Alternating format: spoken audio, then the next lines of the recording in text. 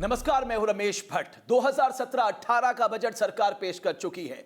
प्रधानमंत्री इसे भविष्य का बजट बता रहे हैं, वित्त मंत्री इसे गांव देहात का बजट बता रहे हैं और सरकार का कहना है कि उसने जो नींव रखी है उसके फायदे आने वाले समय में हर तबके को पहुंचेंगे। और इसी पे बात करने के लिए आज न्यूज नेशन पे मौजूद है वित्त राज्य मंत्री अर्जुन राम मेघवाल। मेघवाल साहब, न्यूज नेशन में आपका स्वागत है। ये जो सबसे बड़ी चिंता का विषय इस देश के सामने है मेघवाल साहब, वो रोजगार है। रोजगार का आपका वादा था 2 करोड़ प्रति वर्ष आप रोजगार देंगे और आपका जो आंकड़ा है सर, 2015 में 1,35,000 रोजगार और 2016 में तकरीबन 1.5 लाख के आसपास रोजगार।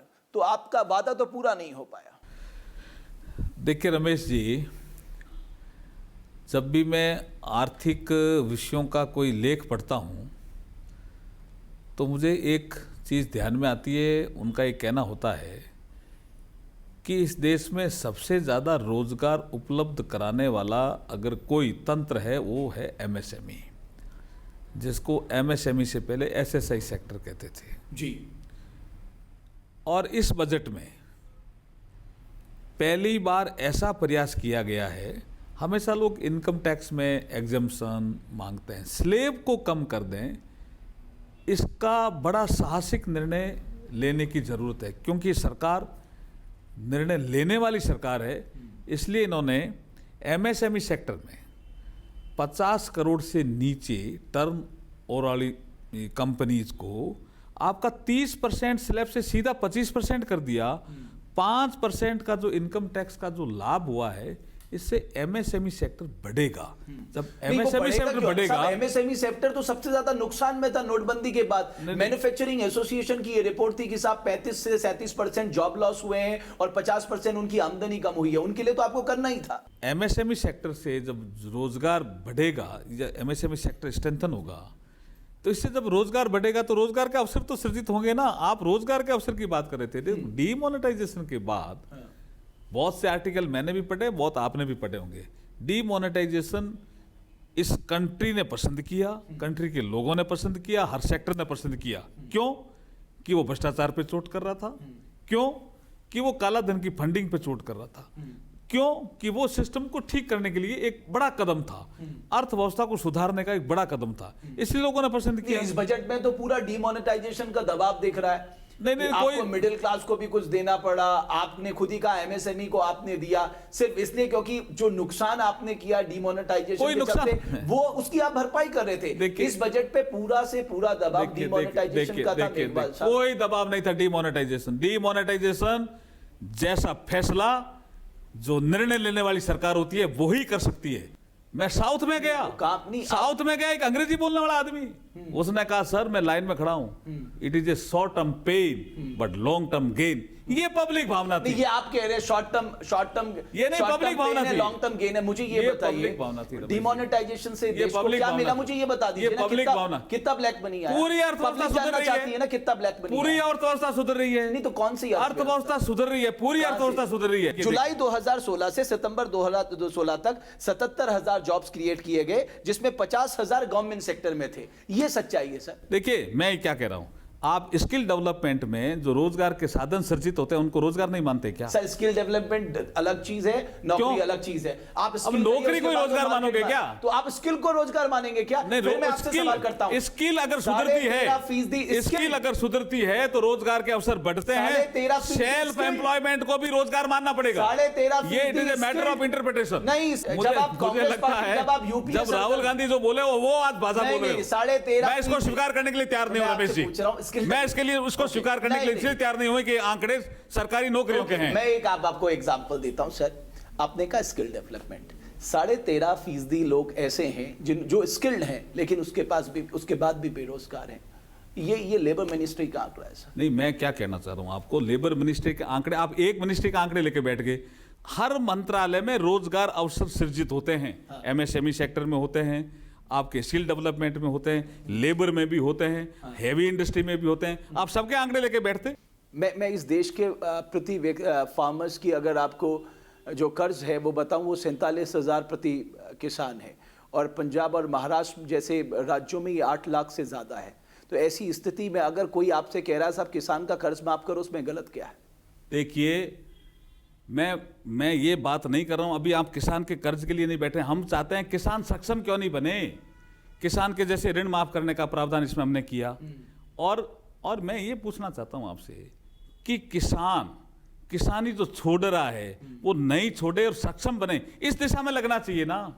इसी दिशा में हम लग रहे हैं। आपने रेलवे को तो मर्ज कर दिया, लेकिन आज रेलवे के बारे में कोई चर्चा ही नहीं करना चाहता। आपको नहीं लगता कि मर्ज करने का फायदा क्या हुआ? आप कह रहे हैं साहब हमने 1,31,000 करोड़ का एलोकेशन कर दिया, जिसमें 55,000 सरकार दे रही है, लेकिन जो लोगों की सच में परेशानियां थी, चाहे वो ट्रेन समय से नहीं चल रही हो, चाहे वो खान पान सही नहीं हो, चाहे वो साफ सफाई ना हो, चाहे वो सेफ्टी का इशू हो, उस पर आज कोई चर्चा ही नहीं है साहब। जो ये आप ऐसा ही चाहते थे शायद? नहीं, ऐसा कुछ नहीं चाहते थे। देखिए, रेलवे का जैसे 1,31,000 करोड़ का जो बजट है उसमें 55,000 करोड़ तो सेंट्रल बजट से जाना पड़ रहा है ना। हाँ। तो इसलिए ये कॉलोनियल परंपरा थी रेल बजट अलग करने की। वो उन्होंने परंपरा शुरू की। कभी न कभी तो जब यूनियन बजट से ही पैसा जा रहा है तो यूनियन बजट के साथ मर्ज करना ये कॉन्शियस डिसीजन था। लेकिन रेलवे में चर्चा कोई नहीं कर रहा, मुझे पता नहीं, लेकिन अनमैन्ड क्रॉसिंग रेलवे फाटक हम बंद कर देंगे। कब से सुन रहे हैं? नहीं, पर अब तो टारगेट दे दिया ना हमने। और इंफ्रास्ट्रक्चर ने भी टारगेट दिए थे। इंफ्रास्ट्रक्चर का कितना बड़ा पैसा हमने इसमें रखा है। हाँ। और ये जो पॉपुलर घोषणाएं थी ना रेलवे में, जो कर दो और उसके साथ 10 साल तक हो ही नहीं, वो परंपरा हमने बंद की। और वो जनता चाहती भी थी कि वो या तो घोषणा करो, पूरी करो, नहीं तो बंद करो। और रेलवे के पास इतने पैसे थे भी नहीं, इस वजह से हम पॉपुलर घोषणा इस बार हमने नहीं कही। आप कह रहे हैं आप पॉपुलर घोषणाओं से बचे। आपके ऊपर इलेक्शन कमीशन का दबाव था क्योंकि 5 राज्यों में चुनाव थे, इसलिए आप पॉपुलर घोषणाएं करने से बच रहे थे। ये भी तो सच है। नहीं, पिछला रेल बजट भी देखिए ना। हमने कोई नई रेल और को चलाने की घोषणाएं की हो, ऐसा कुछ भी नहीं। हम रेल बजट में लगातार 2 सालों से सुधार कर रहे थे, इस बार भी सुधार। इंफ्रास्ट्रक्चर रेलवे में बढ़ना चाहिए, जो इस बजट में हमने जोर दिया है। रेलवे में जब इंफ्रास्ट्रक्चर बढ़ेगा तो रेलें अपना आप समय पर चलेगी, खाना भी ठीक मिलेगा। यात्रियों की सुरक्षा के लिए कितना एक फंड क्रिएट किया है। आपको क्या लगता है कि कौन से सेक्टर में, अभी भी वित्त मंत्री को सुन रहा था, उनका कहना है कि जो सक्सेस स्टोरी है, जो सक्सेस सेक्टर है, उस पर हम ज्यादा खर्च करना चाहते हैं। ये जो इंफ्रास्ट्रक्चर सेक्टर है, खासकर road, railway, ports, airports, communication, आपको लगता है कि आने वाले समय में अगर ये रिवाइव होता है तो जो डिमांड है वो रिवाइव हो जाएगी? कम से कम स्टील है, सीमेंट है, ये सब चीजें हैं। यस, ये बिल्कुल ठीक है। जैसे पीएमजीएसवाई है, वो सक्सेस स्टोरी है। उसमें हम ज्यादा खर्चा इस बजट में भी रखा है, ज्यादा करना चाह रहे हैं। मुद्रा जैसे सक्सेस स्टोरी है, तो मुद्रा का टारगेट ही हमने डबल कर दिया। ये कुछ ऐसा, इसका जिक्र जो वित्त मंत्री जी इनकी ओर इशारा कर रहे थे। ओके, एक आखिरी सवाल, जो डिमांड है, जब तक आप डिमांड नहीं बढ़ाएंगे तब तक कंजम्पशन नहीं बढ़ेगा। कंजम्पशन नहीं बढ़ेगा, जो हमारे कॉर्पोरेट्स का माल है वो नहीं बिकेगा, और इकोनॉमी में जो तेजी आनी चाहिए वो नहीं आ पाएगी। तो ऐसा मुझे 1-2 एग्जाम्पल ऐसे बताइए कि आपने डिमांड बढ़ाने के उपाय किए। देखिए, कंजम्पशन बढ़ेगा तो डिमांड भी बढ़ेगी। इसके उपाय इस बजट में भी किए हैं। देखिए, ये आप जीडीपी की बात करें, जो 3 बास्केट जीडीपी को होते हैं, कंजम्पशन, डिमांड और एक्सपोर्ट, नहीं, इन्वेस्टमेंट और एक्सपोर्ट, और तीनों बढ़ने की बात इस बजट में है। देखिए, अगर आप ये मानते हैं कि रूरल इंफ्रास्ट्रक्चर में खर्चा होगा तो डिमांड बढ़ेगी, नेचुरली बढ़ेगी। आप मानते हैं रेलवे में खर्चा होगा तो डिमांड बढ़ेगी, ट्रांसपोर्ट में खर्चा होगा तो डिमांड बढ़ेगी, आप वाटर वेज में खर्चा होगा तो डिमांड बढ़ेगी, पोर्ट में खर्चा होगा तो डिमांड बढ़ेगी, नेचुरली कंजम्पशन भी बढ़ेगा। हाँ, एक और आखिरी सवाल, आप लोग आधार को बहुत क्रिटिसाइज करते थे, आजकल आप जैम की बात करते हैं, यानी जनधन, आधार और मोबाइल, तो आपको लग रहा है आधार आपके लिए गेम चेंजर साबित हो रहा है? नहीं, आधार को वो जो लागू कर रहे थे, हम जो लागू कर रहे हैं, उसमें तो रात दिन का फर्क हो गया। जैसे क्या? नहीं, वो क्या लागू करे थे? वही आधार कार्ड तो है। वो नहीं ना, तो बायोमेट्रिक्स पूरी प्रॉपर नहीं थी उनकी। आप देखो तो सही, नहीं तो हम काय के लिए हम करना चाह रहे थे, वो तो किसी और काम के लिए उसको यूज करना चाह रहे थे। हमने वो देखिए, हमने वो खाली आईडी वो खाली आईडी के लिए अगर करना चाहते तो हम तो तैयार थे। उस समय भी हमने कहा, वो तो हम बायोमेट्रिक कैंप भी नहीं लगा पा रहे थे। ये जो हमने इंफॉर्मेशन टेक्नोलॉजी का यूज किया ना आधार में, आपने देखा होगा 36,000 करोड़ रुपए बचे हमारे, जो डायरेक्ट डीबीटी हुआ है। आधार अपने आप में बहुत अच्छी चीज है।